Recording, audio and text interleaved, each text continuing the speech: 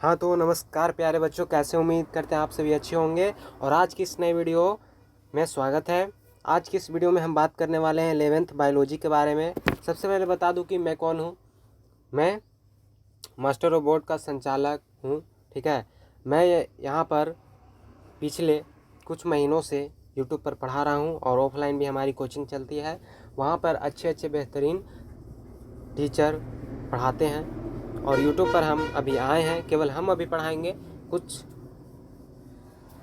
महीने बाद आपको अलग अलग टीचर भी पढ़ाएंगे, अभी सिर्फ हम पढ़ाएंगे। ठीक है, तो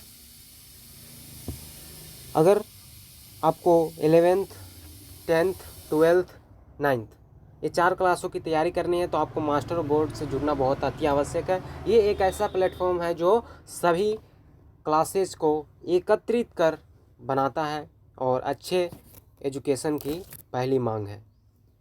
तो चलिए आज की इस वीडियो को शुरू करते हैं। मास्टर ऑफ बोर्ड मतलब रियल स्टडी। चलिए क्लास को शुरू करते हैं।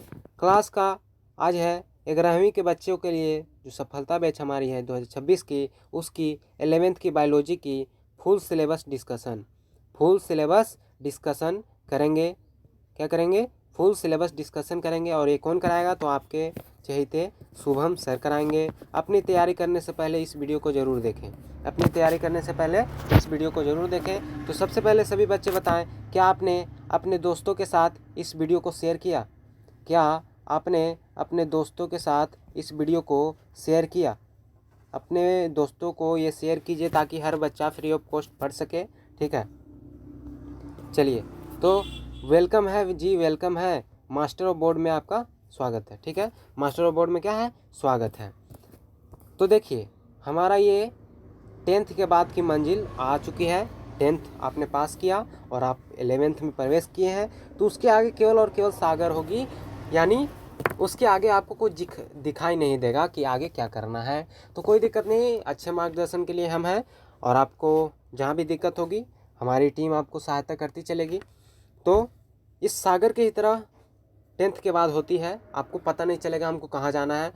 तो इस सागर से भले ही दिख रहा है कि बहुत दूर है, लेकिन हम इसे बहुत पास ले आएंगे। इस सागर को हम सुखाएंगे नहीं, इस सागर पर हम चल कर दिखाएंगे। ठीक है, तो चलिए आज हम बात करेंगे सिलेबस डिस्कशन के बारे में। क्लास 11th के बायोलॉजी की, किसके? बायोलॉजी की हिंदी की आपकी होने वाली है क्लास 8 बजे। तैयार रहिएगा। और हमारे चैनल पे आज वीडियो अपलोड हुआ है तो उसे भी देख लीजिए। ठीक है, तो चलिए बात करते हैं अपने पहले ही यूनिट। देखिए सबसे पहले आपका जो बायोलॉजी बुक है 11th का, वो आपको 5 यूनिट में बटा है। कितने यूनिट में? 5 यूनिट में बटा है। और टोटल आपके 22 चैप्टर है। ओल्ड बुक से और न्यू बुक से 19 चैप्टर होंगे। ठीक है, तो 11th के साइंस में सफलता बैच 2026 के पहले यूनिट के बारे में हम बात करें तो जीवों में विविधता, जीव जगत में विविधता। जीव जगत यानी जो हम जीव जंतु हैं उनमें अलग अलग प्रकार की विभिन्नता है, अलग अलग होते हैं, एक जैसे तो होते नहीं हैं। तो उसके बारे में पढ़ेंगे। इसमें टोटल 4 अध्याय है। जो पहला अध्याय आपका है जीव जगत, यानी इसमें हम केवल जीव के बारे में पढ़ेंगे, यानी लिविंग और वर्ल्ड के बारे में पढ़ेंगे जिसमें सजीव होते हैं। फिर दूसरा है जीव जगत का वर्गीकरण, क्लासिफिकेशन ऑफ लिविंग बींग्स, यानी हम वर्गीकरण करेंगे कि किस तरह जीवों में अलग अलग प्रजाति पाई जाती है। अच्छा बताइएगा, वर्गीकरण किस लिए किया जाता है? कमेंट बॉक्स में बताइए। तो वर्गीकरण किस लिए किया जाता है? वर्गीकरण इसलिए किया जाता है कि जानकारी अगर ज़्यादा हो जाए तो उसको कम कम करके हम पढ़ सकें। ठीक है, अगला हम पढ़ेंगे अध्याय 3 में वनस्पति यानी प्लांट किंगडम। इसमें हम केवल पेड़ पौधे के बारे में पढ़ेंगे। फिर अध्याय 4 में हम पढ़ेंगे प्राणी जगत यानी एनिमल किंगडम के बारे में। किसके बारे में? एनिमल किंगडम के बारे में। कोई दिक्कत? चलिए फिर उसके बाद है यूनिट 2 पादप एवं प्राणियों की संरचनात्मक संगठन। अच्छा, प्राणियों में भी तो संरचना और संगठन होगा, यानी किस तरह से बने होंगे, उनमें क्या काम हो रही है, किस तरह से वो काम कर रहे हैं, इन सब के बारे में पढ़ेंगे। तो इसमें आपको टोटल 3 चैप्टर हुए। तो यहाँ 4 यहाँ 3 कितने हो गए? 7 अब तक हो गए। 2 यूनिट मिला के अभी तक कितने हुए? 7 चैप्टर हुए। और इसमें जो अध्याय 5 है पुष्पी पौधों की आकार की, कह रहा है जिस पौधे में फूल होते हैं उसे हम पुष्पी पादप कहते हैं। ठीक है, तो उसके आकार किस तरह आकार है, किस तरह उसकी काम है, उसके बारे में पढ़ेंगे। उसके बाद उसके शरीर यानी पुष्पी पादपों का शरीर के बारे में पढ़ेंगे। उसके बाद हम प्राणियों में संरचनात्मक संगठन यानी प्राणी कैसे बने हैं उसके बारे में पढ़ेंगे। तो टोटल आपके कितने चैप्टर हो गए, यहाँ 7 चैप्टर हो गए, 2 यूनिट से 7 चैप्टर हो गए। आपको ये फर्स्ट यूनिट बहुत इम्पोर्टेंट है।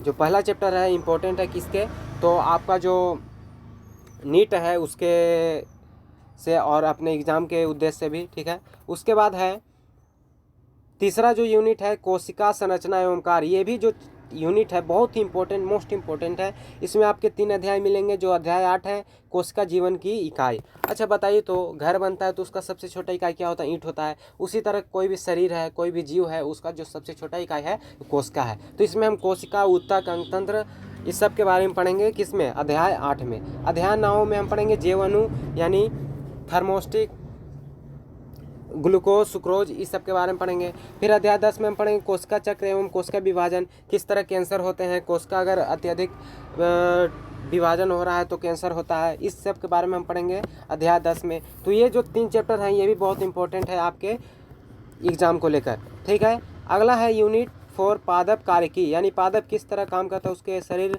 क्रियात्मक क्या क्या है उसके बारे में पढ़ेंगे। इसमें आपके 5 अध्याय होंगे। पौधे में परिवहन, ये आपके क्लास 10th में भी पढ़े हुए हैं, ठीक है। खनिज पोषण, ये भी आपका 10th में है।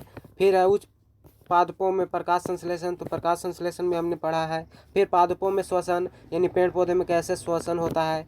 फिर है पादप वृद्धि एवं परिवर्धन की, पादप वृद्धि में कैसे जनन होता है, ठीक है। तो ये है आपके 3rd और 4th मिलाकर 5, 3, 8। फर्स्ट में हमने बताया कितना, फर्स्ट में 7 और सेकेंड में 8, तो टोटल कितने हो गए 15। टोटल अभी तक कितने चैप्टर हो गए, 15 हो गए हैं, ठीक है। तो बताइए, आपके सर जी पूछ रहे हैं क्लास कैसा लग रहा है, बताइए कमेंट बॉक्स में बताइए क्लास कैसा लग रहा है। सर जी बता रहे हैं आपको, पूछ रहे हैं आपसे।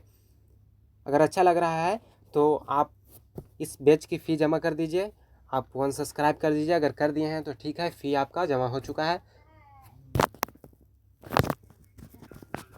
चलिए उसके बाद हम अपने लास्ट यूनिट 5 मानव शरीर विज्ञान, यानी ये भी बहुत इंपॉर्टेंट है। हम अपने बारे में, दूसरे के बारे में पढ़ना तो सब पढ़ते ही हैं, लेकिन अपने बारे में अगर पढ़ना है तो बहुत खुशी की बात है। इसमें आपके टोटल 3, 3, 6, 7 चैप्टर है। जो पहला है पाचन और अवशोषण, यानी किस तरह हमारे अंदर पाचन होता है और अवशोषण यानी पचता है, उसके बारे में। फिर है श्वसन और गैसों का विनिमय, फिर हम पढ़ेंगे श्वसन और गैसों का विनिमय के बारे में, किस तरह श्वसन होता है, यह आपके 10th में भी पढ़ना था। फिर है शरीर द्रव एवं परिचरण, शरीर में जो द्रव्य है, आरबीसी है, डब्ल्यूबीसी है, प्लेटलेट्स है, प्लाज्मा है, ये सब के बारे में हम पढ़ेंगे।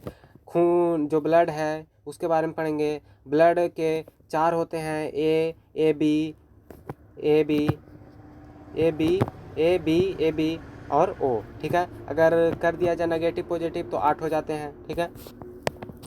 फिर उसके बाद है उत्सर्जी उत्पाद एवं उसका निष्कासन। उत्सर्जी उत्पाद मतलब जो आपका मूत्र होता है या अपघटित शरीर में वो हो, जो भोजन करते हैं उसके बाद निकलता है, वो सब के निष्कासन और उसके बारे में हम पढ़ेंगे। उसके बाद हम गमन एवं परिवहन पढ़ेंगे, किस तरह खून जाता है, किस तरह आता है, उसके बारे में। फिर हम तंत्रिकीय नियंत्रण, दिमाग और समन्वय के बारे में पढ़ेंगे। फिर हम रासायनिक समन्वय, किस तरह हमें प्रेम, हार्मोन, ये सब के बारे में पढ़ेंगे, ठीक है। तो इसमें टोटल कितने चैप्टर हो गए, 7। टोटल मिला के अभी तक कितने हो गए, 22। यहाँ पे देखिए 22 शो कर रहा है। उसके बाद चलिए जानते हैं एग्ज़ाम पैटर्न के बारे में। किसी को बताइएगा मत, अगर बताना ही है तो इस वीडियो को शेयर कर दीजिए, अपने आप पता चल जाएगा। तो चलिए सर जी आपको बताएंगे कि किस तरह एग्ज़ाम पैटर्न है 2026 के लिए। तो थ्योरी में आपके 70 नंबर होते हैं और प्रैक्टिकल में आपके 30 नंबर होते हैं। 70 और 30 हो गए कितने, 100 हो गए।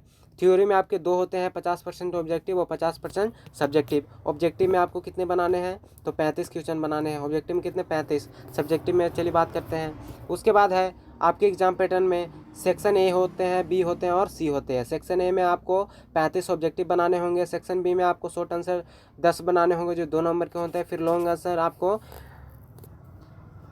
3 बनाने होंगे जो 5 नंबर के होते हैं, ठीक है।